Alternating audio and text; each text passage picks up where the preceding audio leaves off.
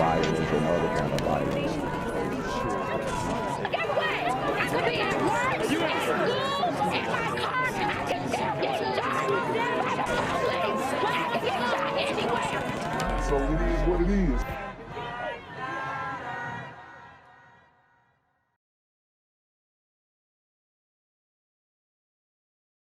What's good, cyberspace? It's the Black Gen Z Mindset. Make sure you go ahead and like, comment, share, subscribe, and let's get into the video. Are following a developing story right now. A teen is dead this morning after a shooting in Gwinnett County. Yeah, we're told he was found in a mall parking lot. Our Molly Oak is at the Gwinnett County. Wow, man. You can't even go to the mall without encountering one of these super gremlins on demon time. And it's sad because I think this is at Gwinnett Perimeter Mall, if I'm not mistaken. And it used to be a solid mall. It used to be a mall where you could pull up, pull some chicks, you know, shop, have a good time, eat some good food, get some pretzel bites. But now it's just consumed by, you know, idiocracy and debauchery. It's absolutely ridiculous. The police department in Molly, this all unfolded hours ago. What do we know so far? Well, we know it happened at the Sugarloaf Mills Mall parking lot right near the Dave & Buster's in Lawrenceville. Oh, that's even worse. The Sugarloaf Mills Mall. Oh, it's OV. So they done messed up the Sugarloaf Mills. I mean, they turning the Sugarloaf Mall into Linux. Last night, police say when they got the call about shots fired, it was around 8:15, noting that Dave & Buster's was still open at the time. When officers got there, they found 17-year-old Elijah Dewitt shot and killed. Police say they aren't sure if he was at Dave & Buster's before the shooting, but they are working to talk with family and witnesses. Damn, and these super gremlins, if they're beefing over games at Dave & Buster, you know we're in deep trouble. It's beef over games at a Dave & Buster. These super gremlins are on demon time. Detectives are exploring all motives. We do not know what led up to the shooting, but we are gathering as much information from any witnesses that were in the area and surveillance camera if the mall has any. We do urge our citizens or anyone that might have any information to please contact our detectives. Police don't have a suspect at this time, and they're still investigating. Back to you. Molly, thank you. 11 Live News at noon starts now. First at noon, we're learning more about the 17-year-old who was killed in a shooting at the Sugarloaf Mills Mall. Coaches and friends describe Elijah Dewitt as a... Damn. That's crazy. Football player. Quarterback, I believe. Young glider male got caught up in the BS. Maybe they tried to carjack him, or maybe they were, you know, shooting hoops in Dave & Buster's and wanted to take it outside. Maybe they tried to steal his game tickets, because, you know, at Dave & Buster's you can get tickets and rewards for winning games. I don't know what this was about, but you already know it's already senseless. There is no significant meaning to the fact that he was taken out, or there really doesn't even have to be an explanation behind it, because these things just kind of happen in the community or in the vicinity of the community, and they have turned Sugarloaf Mills into a war zone, just like they've done to Lenox and Cumberland Mall in Atlanta. So this is Metro Atlanta area, Gwinnett County. It's tough. It's not looking good. And, you know, we really need to watch what we're doing and turn these super gremlins in, because if we don't do it, there is going to be a reckoning. I'm telling you, people just ain't gonna go for this forever. Right now, yeah, you know, you have to be woke. You have to overlook these, you know, blatant truths about the issues in the community.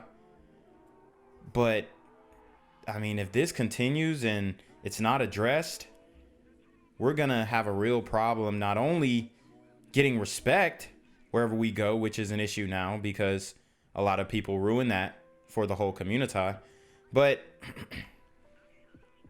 there's going to be backlash. That's all I'm saying. A standout athlete with a bright future ahead of him. 11 Alive's Karis Belger is in DeWitt's hometown of Jefferson. And Karis, what are people telling you? So right now I'm at the Jefferson High School football field. There have been people coming by here all morning since I've been here, and even people who did not know Elijah Dewitt well say that it is tragic what happened to him, and the entire community is feeling this loss. Earlier this morning I spoke with Coach Noland. He was DeWitt's high school football coach. He said that the team was actually supposed to have practice this morning, but instead they brought in local pastors to talk to them so that the team could really take a moment to process what had happened. Coach Nolan said that DeWitt was so passionate about the game of football and that he threw himself completely into the sport. The 17-year-old was found dead in the parking lot of the Dave & Buster's at the Sugarloaf Mills Mall, and police say just found dead. What happened to him? They gunned him down? Like, come on, bro. Y'all got to start keeping it a buck with the audience, too, because we ain't going for that neither. And I'm probably going to do a live stream because I've been going through a lot with this YouTube stuff. They really, and I'm telling you, that this message is so potent, so real that they do not want to get this thing out. I was just taking a look at my analytics, and my analytics now are the same when I had 500 subscribers.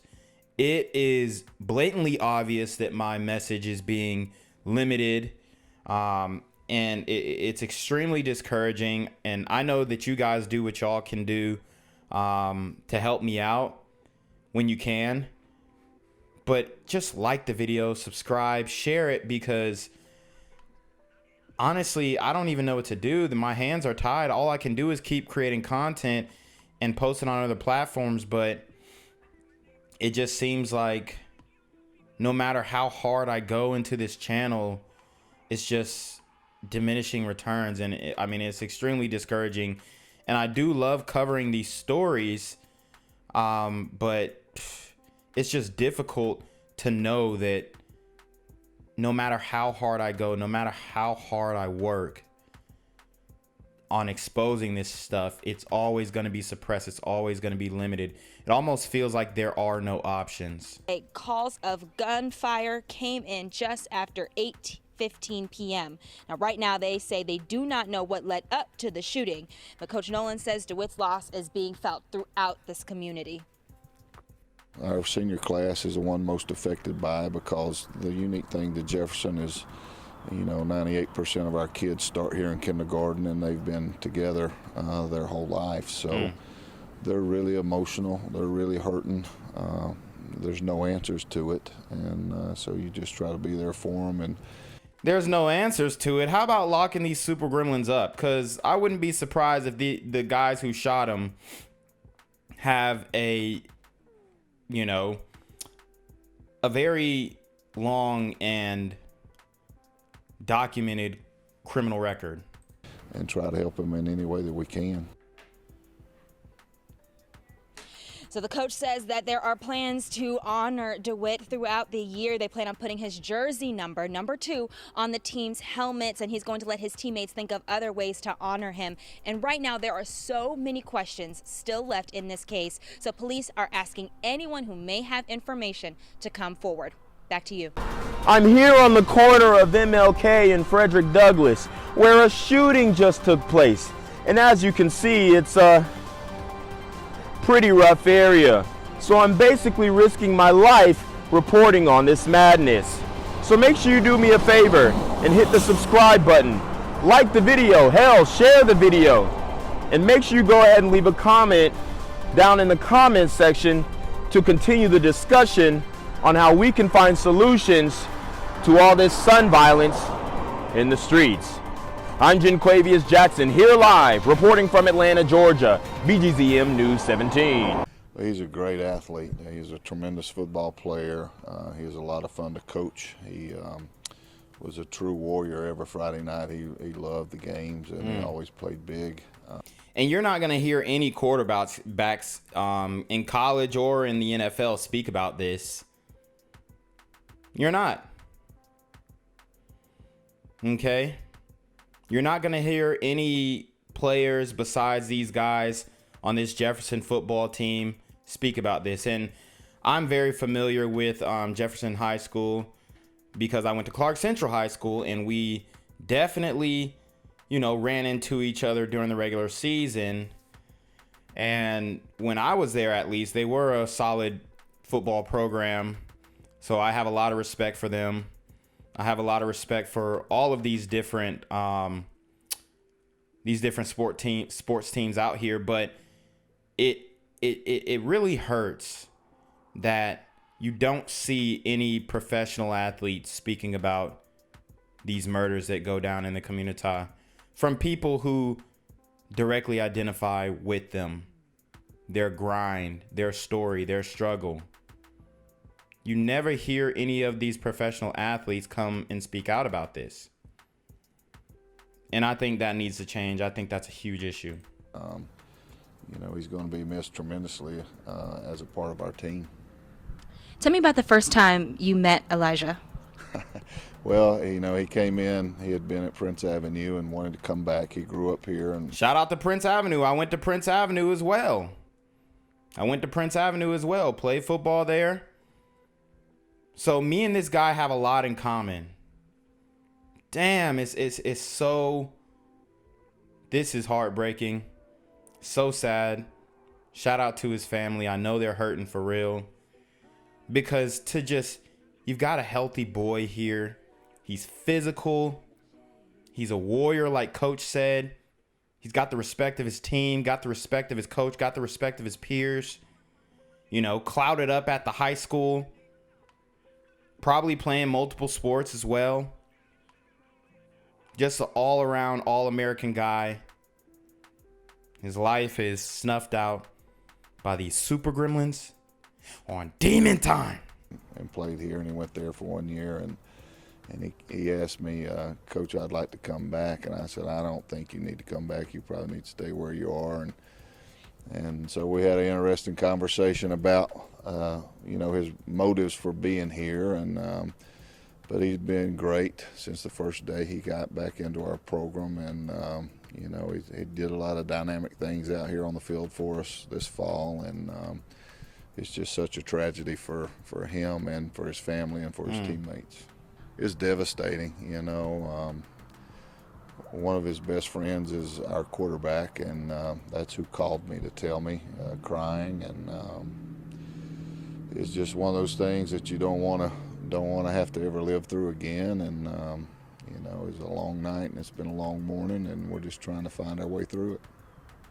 Like I said, it's a long night trying to find answers, and even this morning we don't have many answers other than it's a pretty senseless shooting, and hopefully that whoever's responsible, they'll find and hold them accountable. You told me that you didn't have practice today. You did something else. Tell me about that. Well, we originally had practice this morning at 7. We're on fall break, and but we just brought them in. We had some pastors come in and had our school administration and all the coaches, and we just met and cried and hugged and, again, tried to find some peace with each other, and we'll just take it one day at a time and see where we can go. Sad, our senior class is the one most affected by it, because the unique thing to Jefferson is, 98% of our kids start here in kindergarten, and they've been together their whole life. So they're really emotional. They're really hurting. There's no answers to it, and so you just try to be there for them and try to help them in any way that we can.